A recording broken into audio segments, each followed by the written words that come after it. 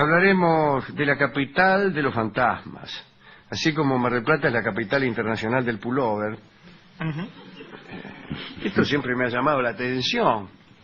¿Cómo van a poner eso en la entrada de Mar del Plata?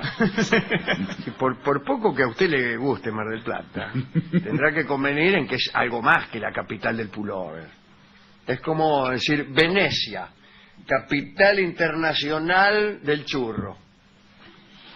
No, además se está disminuyendo. Además se está olvidando de la costa, del interés turístico. No, el pullover, que es lo principal de Mar del Plata, el pullover. Es un error, pero total. Además no es un mal indicio que un centro de veraneo sea capital del pullover. Sí, es un pésimo indicio. Si yo llego a un lugar para ir a la playa y es la capital del pullover, amigo, ¿no? Capital del paraguas. Sí, claro. Bien, la capital mundial de los fantasmas es Londres. Es el lugar donde aparentemente los fantasmas son más frecuentes. Y daremos cuenta de algunos fantasmas de cartel de Londres. La Torre de Londres, por ejemplo, ha sido escenario de muchos sucesos sangrientos, lo cual, bueno, no necesariamente produce un fantasma.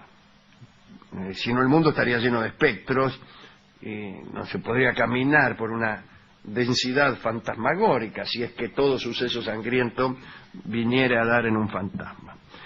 Pero el caso es que hay una verdadera multitud de fantasmas en la Torre de Londres y el más asiduo de los visitantes es el fantasma de Ana Bolena, la segunda esposa de Charles Lawton, o sea, de Enrique VIII, ¿no? Que, como bien sabemos, fue encarcelada y ejecutada en la Torre de Londres en mayo de 1536. El propio marido le mandó cortar la cabeza y es la mamá de la reina Isabel I de Inglaterra. Parece, y acá damos cuenta de algunas apariciones del fantasma de Anita Bolena. A principios del siglo XIX, un guardia del lugar llamado Stanton, atraído por una extraña luz de la capilla donde fue enterrada Ana Bolena, trepó con una escalera de mano para mirar por una ventanita y lo que vio fue una procesión de espectros con trajes isabelinos, ¿no?, de aquella época, o en todo caso una época un poco anterior, que subía lentamente. El desfile estaba encabezado por una mujer que se parecía a Ana, o en todo caso se parecía a la idea que de Ana Bolena tenía el guardia Stanton, o en todo caso eso es lo que dijo Stanton. Bien, como quiera que sea, eso no es un fantasma, es el testimonio de un tipo que dice que vio un fantasma. Pero de todos modos, una de las propiedades de los fantasmas es su imposibilidad de ser acreditados por la Comisión Nacional de Energía Atómica. Parece que Stanton, después de esta visión, abandonó su cargo y se mudó a Manchester y vivió hasta el fin de sus días contando este suceso, lo cual no agrega ni un ápice a su credibilidad. Y se cuentan esto para que uno le crea más. No, puede ser un mentiroso y haber vivido contando su mentira hasta el fin de sus días, como tantos. En 1864, otro centinela fue sometido a consejo de guerra porque lo encontraron durmiendo mientras estaba de guardia. Y el soldado hizo, en su descargo, un extraño relato. Declaró que una extraña figura blanca había hecho caso omiso a su voz de alto, usaba una cofia, pero debajo de la cofia no había cabeza para sostenerla. Esto es extraño. Desesperado, intentó atravesar la figura con su bayoneta. En ese momento se produjo como un relámpago que le arrebató el arma de la mano y él cayó desmayado. Bueno, el testimonio de un centinela que es sorprendido durmiendo es siempre dudoso. Bien. Pero otros soldados y un oficial testimoniaron a favor del niato.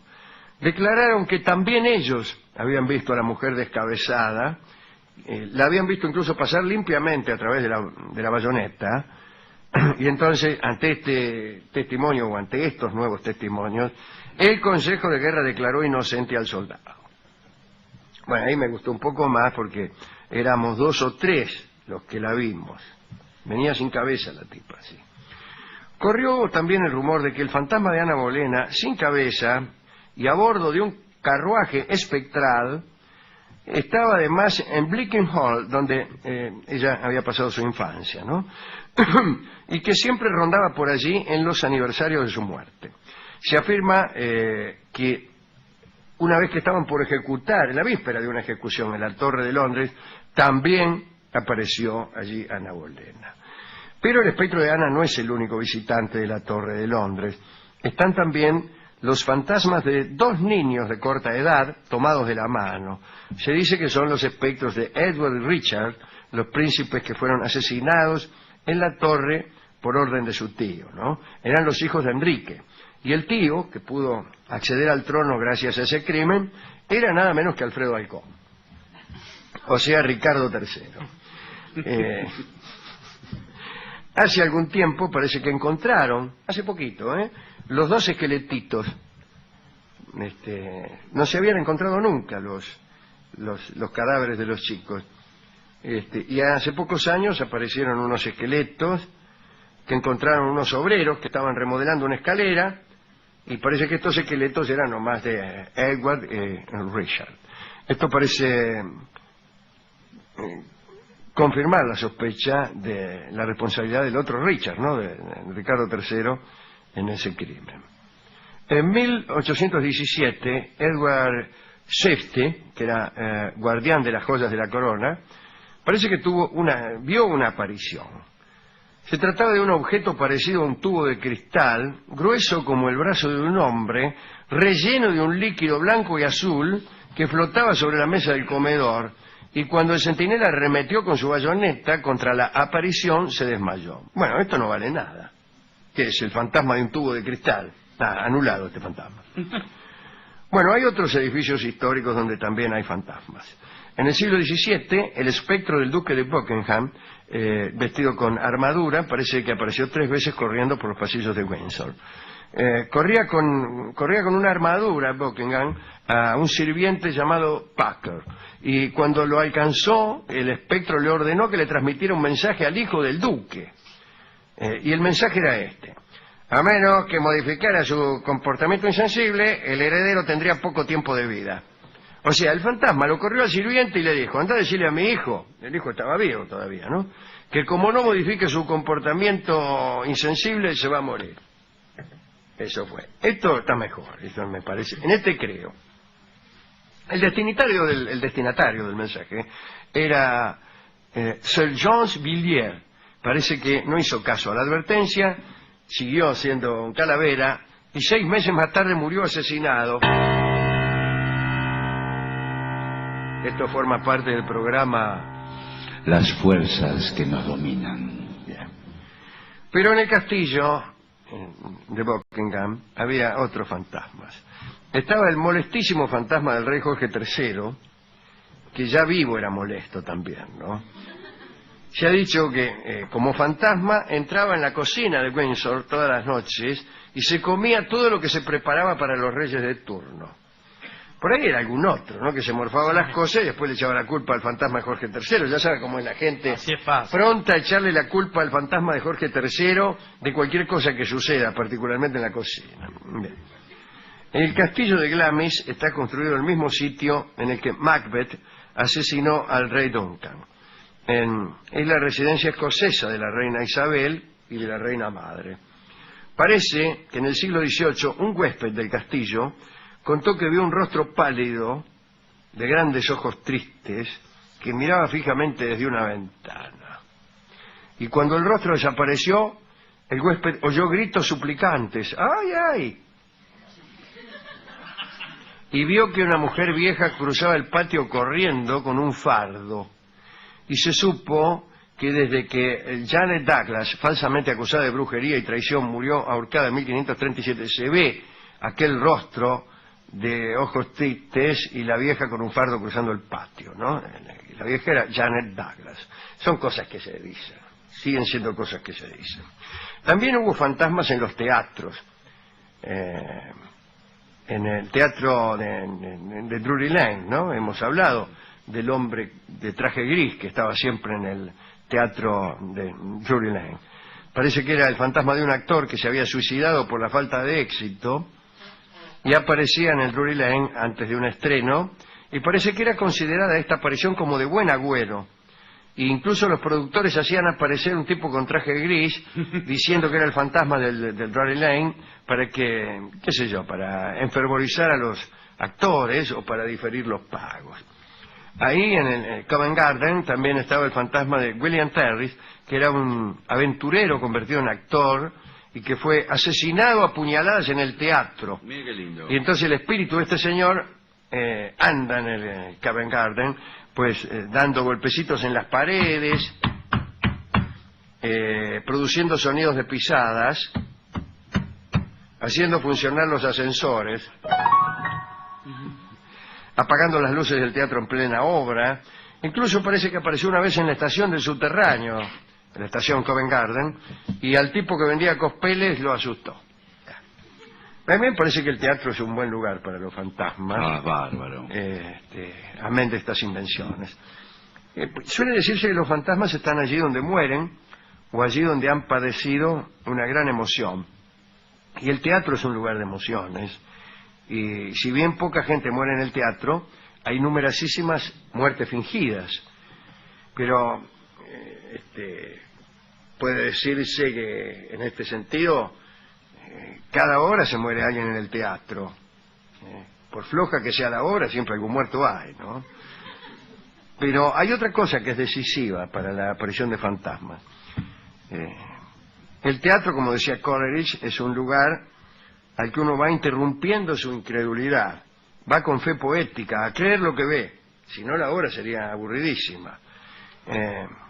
Y entonces la actitud del hombre y de la mujer que llora los miércoles en el cine Urquiza de Caseros cuando ve las películas de Libertad Lamarque, bueno, esa es la mejor actitud para disfrutar un hecho artístico. Y uno va con esa actitud al teatro. Bueno, entonces, sorprendido en medio de esa fe poética, ahí puede ser que el tipo vea un fantasma. Y los empleados de un teatro, que también están todo el tiempo convencidos de que Fausto es Fausto, de que el diablo es el diablo, bueno, poco les cuesta creer en fantasmas. De manera que si usted busca fantasmas, un buen lugar es el teatro. Un mal lugar es el cementerio. Allí no hay fantasmas. ¿No hay? No. Pues si los fantasmas están ahí en el mismo lugar donde mueren, habrá que decir que en un cementerio casi nadie se muere. Llegan todos ya muertos. Los traen desde otra parte donde han tenido la precaución de morirse antes, ¿no? Y el fantasma suele recorrer los lugares donde ha muerto, no donde es almacenado. Bueno, lugares... Sí, los edificios viejos también son buenos lugares, porque el paso del tiempo favorece la acumulación de hechos sangrientos. Un edificio estrenado ayer todavía no ha tenido tiempo de producir la historia necesaria para la creación de un fantasma. Y es por eso que en la Argentina no hay fantasmas, porque es un país muy nuevo. Hay poquísimos fantasmas. Y en zonas que son tan efímeras en su construcción, parece que nunca va a haber un fantasma. Por ejemplo, en un barrio como en el que yo me crié, donde nada duraba más de 10 años. Bueno, había un jardín, después ponían un corralón. Claro que había hechos de sangre, pero los fantasmas ya no sabían ni a dónde ir, ni siquiera sabían dónde los habían matado, porque a cada casa todos los años le agregaban una habitación, como la casa de Bertagnini, ¿no? Que todos los años la modifican, ¿no? Con distintos estilos. Y el fantasma no reconoce, como no reconozco yo el barrio donde me he criado. En Argentina hay pocos fantasmas y habrá que esperar un poco, pero habrá que preguntarse también, ¿para qué sirve un fantasma, no? Yo diría que sirve para una sola cosa, para comprobar la existencia de un mundo más allá de lo que habitualmente se conoce como la experiencia cotidiana. El más mínimo fantasmita ya nos autoriza a decir, bueno, vamos a ver un momento, ¿no? No hace falta ni siquiera el fantasma de Ana Bolena, sin cabeza. El fantasma de un finado ahí, uno cualquiera, ya sirve. Listo, ya sé. Existen los fantasmas, es decir. ¿Viste un fantasma? Un tipo cualquiera, no de Ana Bolena. Bueno, existen los fantasmas. En Argentina tenemos fantasmas quizá de poco cartel, a medio formar. Fantasmas que no se sabe si son fantasmas, o si son las ganas del que lo está viendo, o si es el el vino que uno ha tomado, o la niebla, o un sueño demasiado denso, o un deseo demasiado transpirado, qué sé yo. Son fantasmas a medio hacer. Parece que nos van a decir algo, pero no lo dicen. Y uno cree que los vio, pero no está seguro. Así que no es que nos falten hechos sangrientos en Argentina, pero tampoco sé si en realidad hacen falta fantasmas. Lo que estoy seguro es que hace falta historia. Hace falta historia, ¿eh? Bueno, así que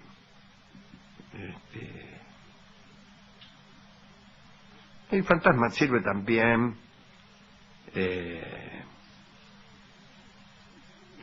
para completar una estructura que parece injusta sin el fantasma. Cuando no hay justicia, cuando hay un muerto cuyo asesino no ha sido juzgado, cuando hay alguien que ha sido víctima de una injusticia histórica, eso forma fantasmas, sí, eso forma fantasmas, ¿no? Así que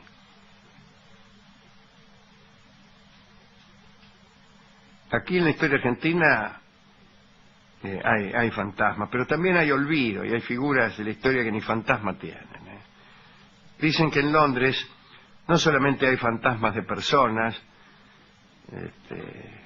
sino también voces sin personas, frases que se oyen en el aire sin que nadie las diga, cantos que provienen de nadie, y a veces sombras, simples sombras que no se saben si provienen de un fantasma o no. La sombra es menos que un fantasma, me parece a mí. La sombra siempre es una disminución del ser, ¿no? Es a veces una proyección, pero a veces un menoscabo. El ser reducido primero a fantasma y después simplemente a sombra y luego a nada.